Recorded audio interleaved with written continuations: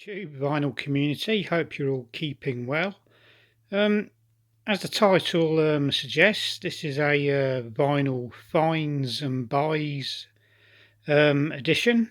Second one I've done. This isn't what you can actually see now. This isn't a recent find or buy. I've had this one a long time. It's what I've just been listening to actually. Bit nervous about doing a needle drop. There's the back cover. I don't want to get in trouble with YouTube and have strikes and all that sort of malarkey, and people saying, oi, you shouldn't be playing that, etc. On the Atlantic label. There it is. I still haven't got the hang of holding these bloody records up to the camera properly. Yeah, so that's what I've just been listening to. Let's put that out of the way. Love the Blues Brothers. If you don't like the Blues Brothers, well, there must be something wrong with you. A brilliant, fun band. Absolutely love them. Everyone should make a bit of room in their hearts and collection for the Blues Brothers. Right, let's get on with finds and buys. This one you've already seen before. It was in the first video I ever did. The Addicts. Got this from a record fair at Peterborough. Gatefold album, if I can bloody open it. There we go. That's the band's logo. Lead singer. They're from Ipswich, East Anglia, Britain. Look a bit like the chaps from Clockwork Orange. Perhaps the most notable track on this is one called Joker in the Pack. It's an Italian pressing, actually. Italian pressing. Got a poster in there as well. There is a poster in the sleeve. All the hype labels I get on records, I put on the outside protective cover. I peel them off carefully. They generally come off pretty easily. There's the label.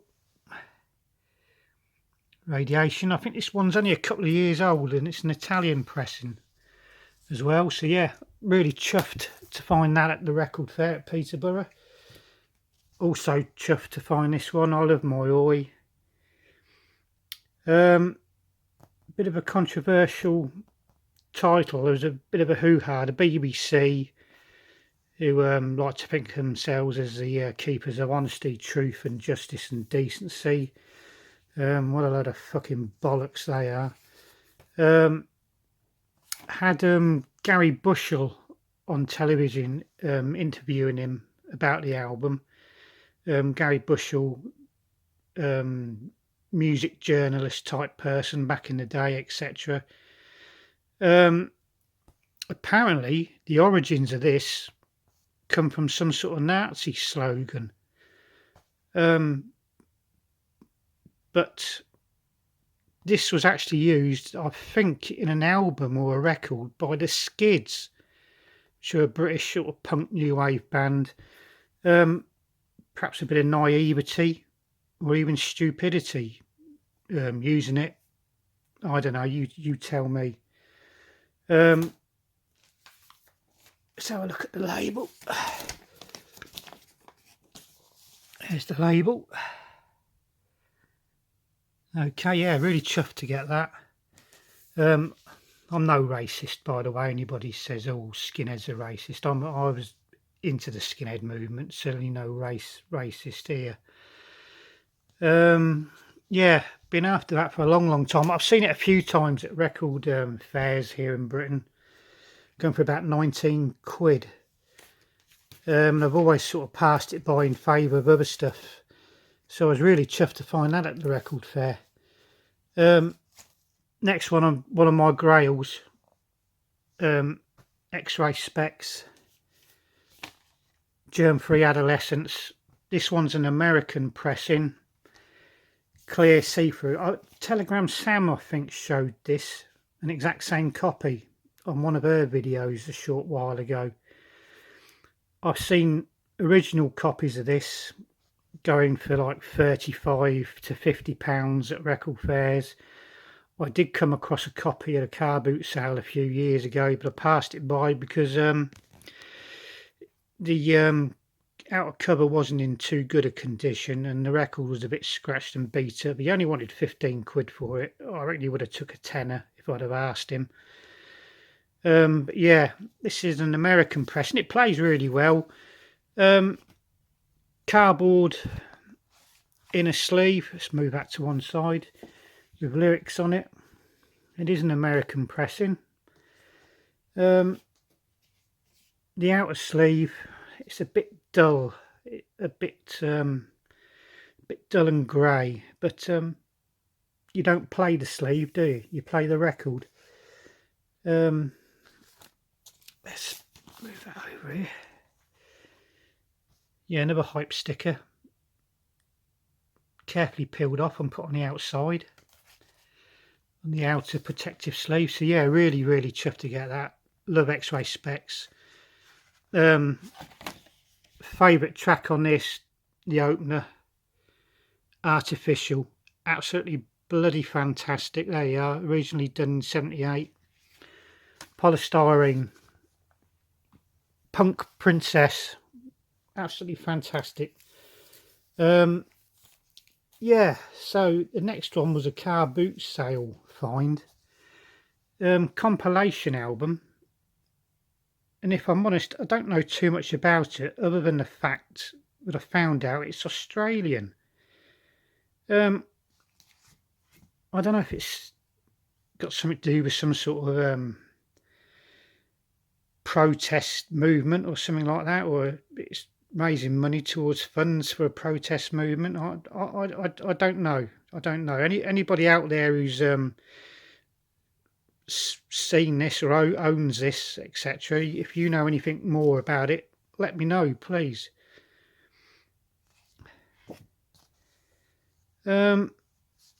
Yeah, good selection of bands on there. Let's have a look at the label. I don't know if you can see it. J&B. Yeah, like I say, all I know is it's an Australian pressing. It was only a couple of quid at a Carboot Sale, so yeah, I thought, well, why not? Why not? Only £2. I ain't complaining. The next album, and they're all albums except for a 12-inch single towards the end. This is a recent purchase. This is from a local HMV store. I was over in the local town where it's based, going to visit someone. Thought I'd pop into the record shop, and I went in with every intention of buying the Stranglers album, Dark Matters. Richard McCook over in Northern Ireland had featured it in one of his videos, and I'd passed comment on it to him. I'm a big Stranglers fan myself. He said, you'll love it. So I went over there to go and buy it. They didn't have a copy, but I've come across this one at $13.99. As you can see, it's still in the shrink wrap. I've not had a chance to play it yet. And well, I've just been playing Blues Brothers album. Really, I should have played this. But yeah, the selector, Daylight. There she is. Pauline Black, the Queen of Two-Tone, Gap Hendrickson, two of the original members of the band. So yeah, $13.99, well worth the money. I'm sure I'll enjoy it. Moving on, and this is one of my daughter's purchases. She came with me to the record fair at Peterborough. She loves, she collects horror films and those horror Funko Pop things and goodness knows what else.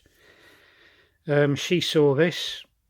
She's got a little record player, one of those cheap suitcase things. Not ideal, I know, but she loves it. And, you know, what harm's she doing?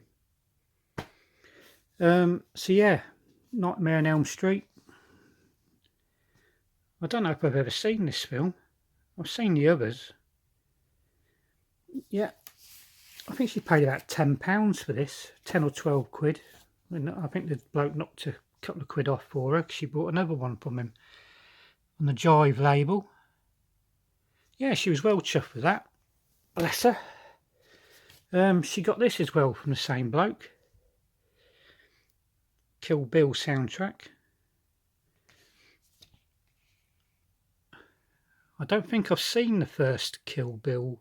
I've seen one of them where there's some money in a briefcase or something or other. They open the briefcase up, move some of the money, and there's a snake in there. Is that the second film? I don't know. There's the label. Okay. And it also comes, excuse me,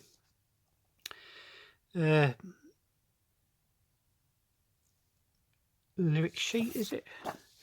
I don't know, say, because it's not mine, it's my daughter's, but she said, Dad, why don't you film it? So here I am. So yeah, anyway, she loves it. Okay, moving on. 12-inch single. She also come across this. Madness, Return of Lost Palmer 7. Yeah, also comes with a comic. So yeah, I've got a copy of this already. I've got a few of the Madness comics as well. Madness were sort of well, not so much them, but the powers that be were thinking of touting Madness, especially over in America, as the new monkeys, and they were thinking of doing a TV sort of series featuring Madness in I don't know, various comic japers, etc., etc. But it never happened. But there are Madness comics. I think they're mostly associated with the Madness fan club, the Madness Information Service. I've got a few of them. I do own this on 12-inch.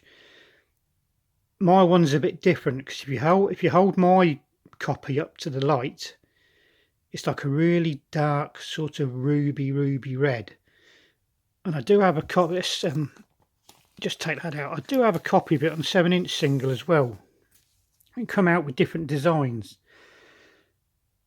I've got a copy with this design on a 7-inch single, and again, if you hold it up to the light, it's a really dark sort of ruby red colour. Now I had that 7-inch single since day one, and I was a bit miffed. The record seller gave me the 7-inch single with this design on the front when I was sort of after that design. But the 7-inch single one, it had a white background with the cartoony figures on it and the writing. And I had that record getting on, must have been 30 plus years. And then I discovered, quite by accident, when I was playing it, took it off the turntable. I can't remember exactly what I was doing, but I saw out the corner of my eye, after about 30 odd years, that it was actually a ruby sort of dark red colour. So yeah, Madness. She loves Madness, I love Madness as well. And finally, she also found a copy of that. Well, she did find another one, but the other one wasn't in particularly good condition. And I sort of shook my head at her, saying no, it's not worth the money the chap was asking for it. This one's in good nick on a 2-tone label. How it all started for the specials, really. Guns and Our Own, absolutely love that one. Brilliant. Of course, featuring Rico Rodriguez on the trombone, Dick Cuffle on cornet. Let's see if we can get it out quick. Show you the label. There we go. 2-tone. Absolutely fantastic. So yeah, the daughter came up trumps for that one. But mind you, she's got her old man with her, dear old dad, to show her the way. So anyway, yeah, thank you very much for watching. Any ideas, thoughts, suggestions, you know where the comment section is. Thank you very much. hopefully see you again soon for another vinyl finds and buys. Cheerio!